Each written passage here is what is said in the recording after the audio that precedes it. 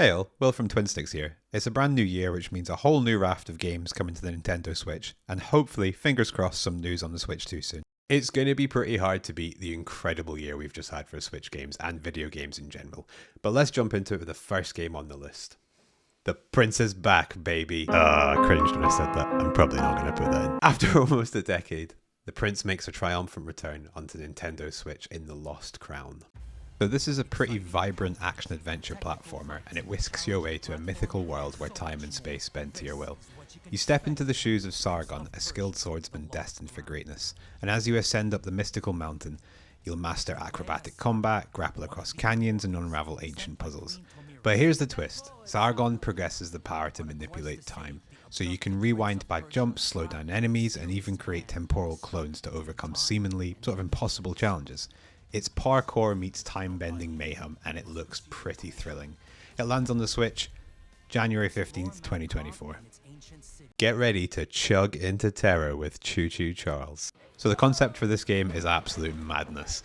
You're stuck on a remote island plagued by like a big monstrous spider chain named Charles.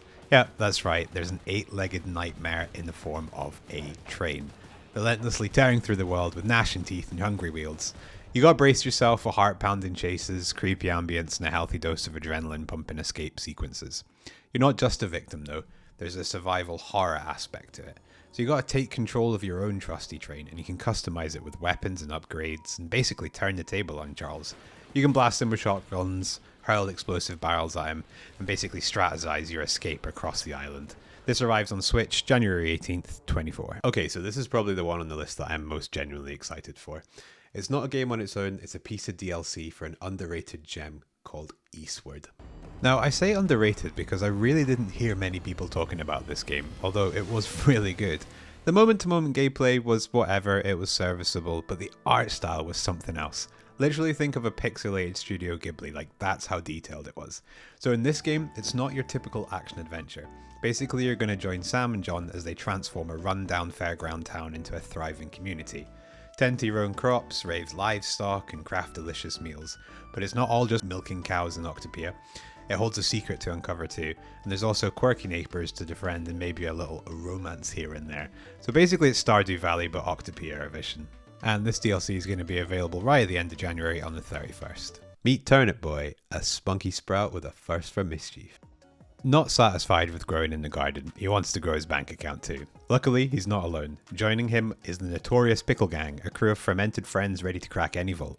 Expect wacky weapons, zany disguises, and a whole lot of vegetable-based puns.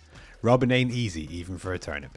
This botanical bank ain't no tomato stand though. This place is loaded with lasers, turrets, and grumpy guard spuds. You'll need to use your head and possibly a shovel to sneak past the security, disarm traps, and avoid getting mashed by the fuzz. This turnip lad sprouts on Nintendo Switch January 18th, 2024. Apollo Justice Ace Attorney. Okay, so time for a game from the 3DS era, which in my opinion needs way more love and way more ports ported over to the Switch. There's such a vast library of games that they could just apply a slight upres to. They would make so much money, there's so much, it's classic Nintendo, I know, but I am actually really excited for this one. I never played them back in the day. So it takes place around 7 years after Phoenix Wright Ace Attorney's last case. Justice takes a fresh face with Apollo Justice at the helm. This rookie lawyer packs a punch with quick thinking and even quicker wit, ready to prove the innocent won't get steamrolled in the courtroom. But hold on, Phoenix isn't just a memory, he's Apollo's mentor, and their teamwork promises some pretty legendary takedowns. This trilogy isn't just about shouting objection though. You gotta brace yourself for some pretty cool innovative mechanics like Apollo's Cyclock, where you break down the witness's mental barriers to reveal hidden memories, or Dueling Destinies, where you can bring emotional turmoil to the courtroom to bring the mood down. The court date for this game has been set, and it's January 25th, 24. Another code, a recollection. Unlock the truth. I've honestly never heard of this title, but after watching some early gameplay, I'm 100% going to check it out. So there's 2 chapters here and 1 unforgettable journey, so it's 2 games for the price of 1. Join Ashley Robbins as she embarks on 2 distinct adventures in this collection. Another code, two memories, a mysterious letter from a supposedly dead dad, leads Ashley to secluded Blood Edward Island. Explore the haunted mansion, unravel cryptid puzzles, and piece together fragmented memories to uncover the truth behind her family's past. So think of it as a interactive novel, but one where you get to actually walk around. So it's not just a walking simulator, and it's not just an interactive novel. There's actually sort of walking around elements, there's puzzle elements, sort of Resident Evil without the killing the zombies part. Dreadout 2 is the last game on the list. Remember Linda Melinda, the high schooler with a knack for seeing ghosts? Well, neither do I, and I've never played these games, but they look pretty sick. So let's talk about them. Now, this is a third-person horror adventure that draws inspiration from the Indonesian urban legend.